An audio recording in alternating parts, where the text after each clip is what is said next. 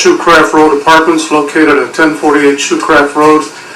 Applicant Shoecraft Road Apartments LLC is requesting sketch plan review associated with the proposed construction of 4 10-unit apartment buildings on a 5.20-acre parcel located in a medium-high residential district under sections 269-5 and 350-14 of the Code of the Town of Webster. Good evening. Link Sweetrock with BME Associates. Also with me is Nick Gracios from Gerber Homes and Bruce as well. We're here tonight to a continuation of a sketch plan. We were here last month to talk about the sketch plan on 1048 Shoecraft Road for 4 10-unit buildings. And the property is approximately 5.22 acres located on Shoecraft Road. And basically we introduced the project at the last meeting and we got some feedback from the board regarding there's an existing house that's here that we looked at the option of subdividing off that house from the parcel. And what we did was we proposed a new lot 1, which would be 1.07 acres, and applied the setbacks to it. And then we ended up with the 35-foot setback, the 10-foot setback, and the 35 setback from the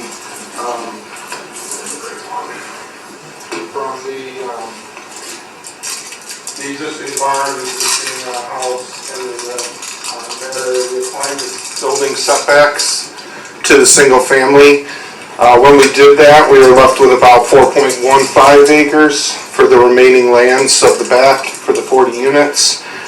Which, when we reviewed that for code, there's some code things that pops up. There's a 5-foot minimum or a 5-acre minimum lot size for the multifamily.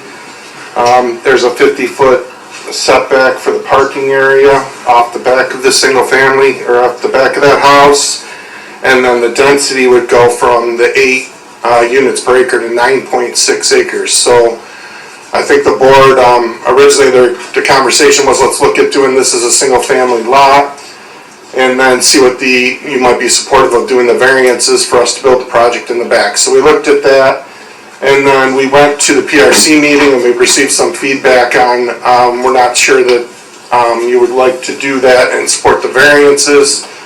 There was some comments about maybe we just leave that as one parcel and continue it on. I brought both plans with me, the one that shows the subdividing and then the one just that we brought in before that keeps it as one parcel.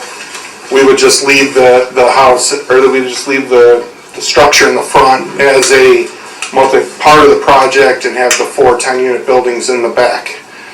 So I think what we're looking for mainly is to get the feedback on the 2 options from the board so we can get some clear direction on how we should proceed. The other thing that came up, so the big thing in the PRC was the variance discussion. If we try to do the single family house, whether we would want to try to go get variances or whether we would just want to leave the single family house on the same parcel. The next thing that came up was, we had a discussion about doing some amenities for these residents, and we've discussed doing pickleball courts, benches, and a dog park as part of the project. And then there was also some comments about the turnaround being, right now we were trying to do a dedicated turnaround to end that road to the town. I know that the town, I believe Highway Superintendent has some comments about somehow segregating the entrance from the turnaround. So I think we're looking just for any feedback on all that to see what next steps would be and try to get your feedback on where you would like to see the project go next. And I have John and Bruce here to help answer any questions that the board has. Okay. Before we start, just for the folks in the back, I was sitting back there the other day for a meeting and I was having a hard time hearing the board. How is it back there? Can you hear or is it tough? Kind of low? It is? Need to be picked up? You can or can't? I'm the loudest there. No, I'm just kidding. You should try to get yourselves a little bit closer to the mic if that'll help. I know the town board meeting the the other night, I was sitting in the back there, and it was difficult to hear. Okay, with that, so, okay. I'm sorry? You can't hear me? No, we can't hear what you're saying. The screen is up in front of you now, cover your mouth, okay? And when you get your head down, we can't hear you. We don't know whether or not the mic's still on, I can't. Yeah, they're on. They're all the way up. Okay, we'll just have to do the best, we'll just be conscious and just get closer to the mic. Hopefully that'll work. Okay, with that, so your comment was any questions? Anybody, any questions on this? My concern was the town tax department wanted to separate the parcels, I guess, am I right with that so far? We discussed it with I'll let you. Yeah, I talked with the assessor today, and she said there's really no concern with leaving the parcel as one. They just do, it's just a little harder to assess it for them, but it's not an issue that they can't solve. So they've done it before on other parcels in town. Yes, it does exist, but it does create a number of problems when issuing addresses, emergency response vehicles, and things of that nature. So although the assessment department said that they could do that, it is the town planning and zoning office that recommends not going in that direction. Mm-hmm. To keep it separate. To keep it separate. How many units are in the existing house?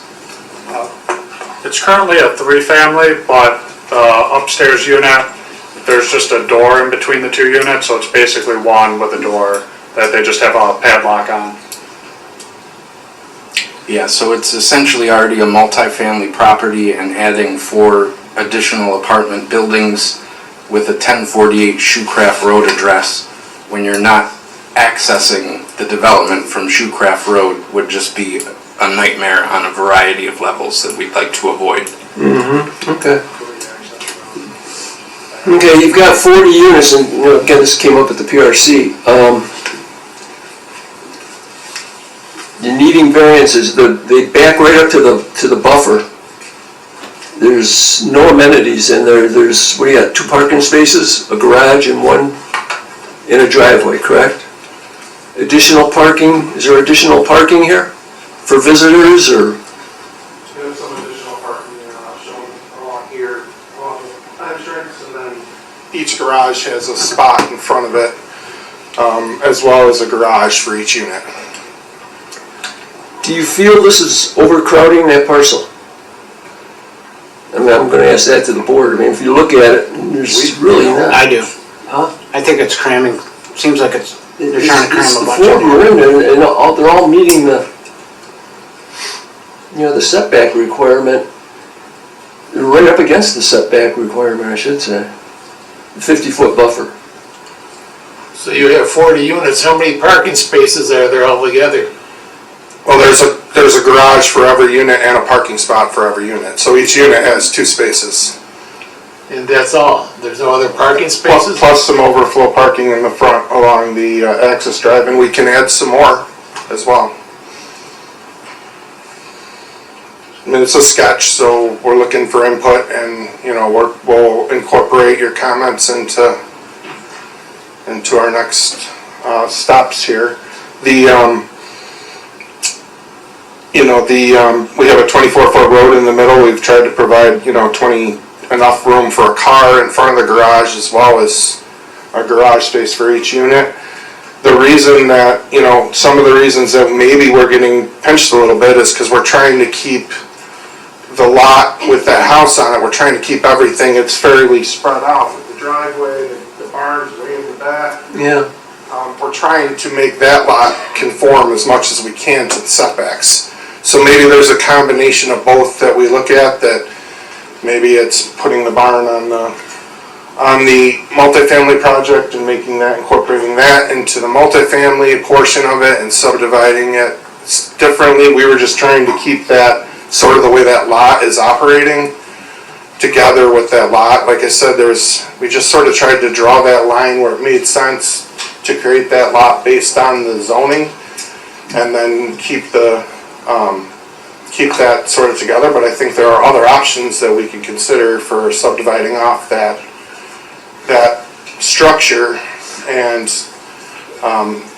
helping with, if you're concerned with the density variance, I mean, the overall density of the site at the 5.22 acres allows for the density that we're proposing. At 8 units an acre, we're allowed 41 units. So we would be looking to do the 40 units plus just having probably 1 unit in the existing structure that we would be running out. But if you separate, see if according to engineering, if you separate the house, leave it separated, and then use that as a separate parcel, that leaves you 4 acres of land with 40 units. You need 5 units per acre. That would be, you'd need 5 acres, so you're like an acre short for the number of units. I see what you're doing. You've got a plan. I mean, you're making it work on paper. My concern is this is going to have to go to the zoning board for variances, and it's going to be up to them whether they want to approve it. But I'd rather see you make some changes on that. I'd rather actually see instead of 10 units per building, knock it down to like 9 units per building, so that you bring it closer into conformance. it brings in the conformance. Or make a smaller building, one of the buildings there, and then use the additional space for, or either way, Derek, yeah, you're right, either way. And it's interesting to find That out way you could- too that the existing building has multiple units to begin with. Yeah. So that's. What I'm looking for is to get some open space in there. Yeah. Somewhere for parking and somewhere for some activities. I know older people live there, well, doesn't mean we just sit on the couch all day long either, so you want to have something for them to do. Yeah, well, we can add those amenities. Some sort of an athletic thing out there. Yeah, we can add some pickleball courts and some You know other what I mean? amenities, which we talked about briefly. The way this is, you can't, there's no room. There's some room to add some space for some amenities. What is the garage currently used for? What was that? What is the barn you currently used for? It's basically empty at the moment. The guy who owned the house originally has some storage and a little wood shop in there, but we're just letting him use that as is for now. Is there anything special about the barn? Not really. Is it an original barn? Or is There's it- nothing special about barn except for it's in really good shape. And it's part of the history of the town. That's one of the things we were trying to incorporate that as it is and try to keep it there for the aesthetics of the home. But if that's going to be a hurdle, then we'll have to make other arrangements. Looks like a good barn, actually. The roof is as straight as an arrow, it really is. It's been very well kept over the years. Well, board, any suggestions, what do you think? I'd actually rather, to develop it, I'd rather see the number of units reduced to meet the density requirements for the parcel. Okay. Because this is really, putting it in the back like that, it's too much stuff jammed in one place. See, the backyards, actually, they go right up to the buffer. I do have one question for Josh about the 2 tax parcels versus 1. Are there no other projects in town that have 2 addresses for the same tax parcel? We've got property in other towns where we have, it's all 1 parcel, we've got 1 road address and a different road address for the same parcel, so I'm just a little confused on that one. Is that for a multi-family development? Yeah, we've got 24 units in Ontario that have the 2 addresses. And do they access the development from the same road? They do, but they got 2 different addresses, so it's kind of like the roads intersect, one's on this intersection and the other one's on that, so I just wasn't sure if that's uncommon. I mean, we certainly do have examples where there's multiple buildings on a corner facing 2 roads with the same address and different uses. Yeah, so it's not unheard of, but again, it just complicates a lot of things from the town's perspective. Okay. Is there gonna be a centralized area for trash, or does each individual unit have its own trash receptacles? We can do it either way. Currently, we have it shown as one trash area, kind of in the middle, but if you guys feel strongly one way or the other, we're willing to make a compromise. either Whereabouts way. is it located? Repeat that, please? Center and back there. Yeah, in the center of the back.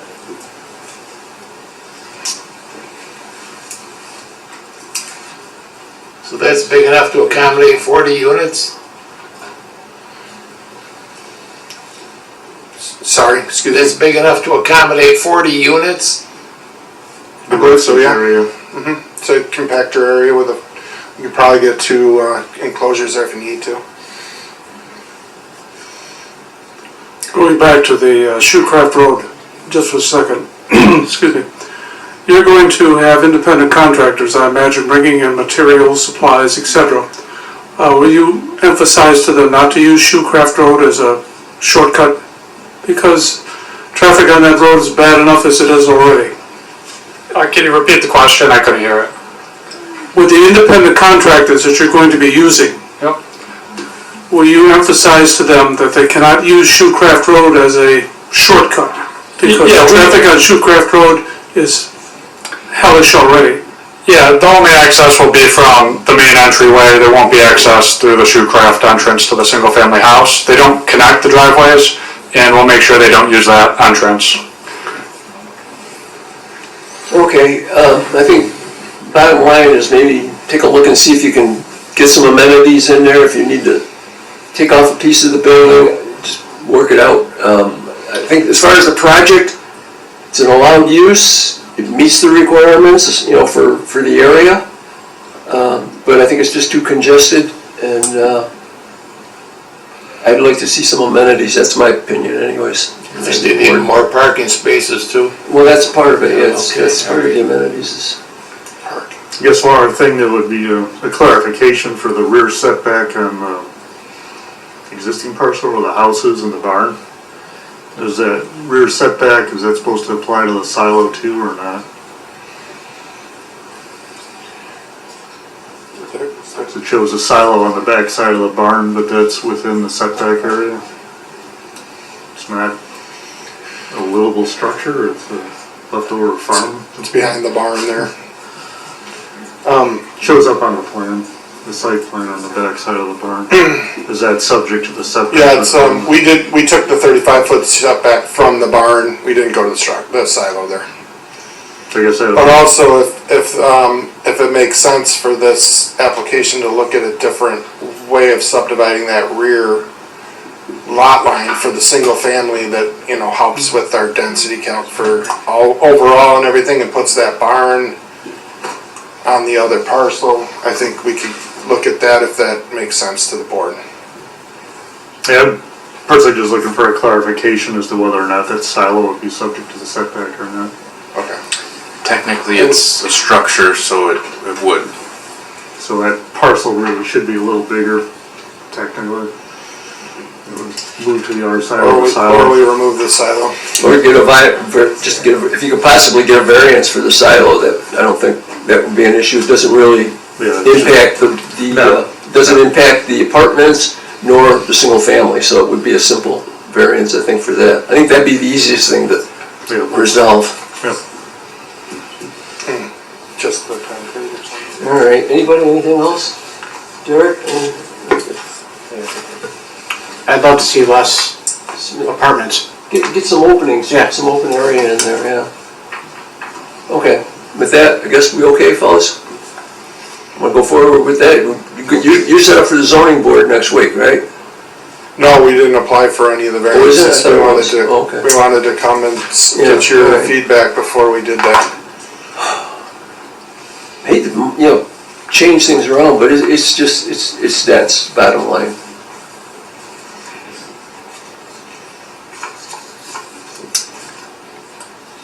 I think we understand. Any other questions? Okay. You want to make some changes in it?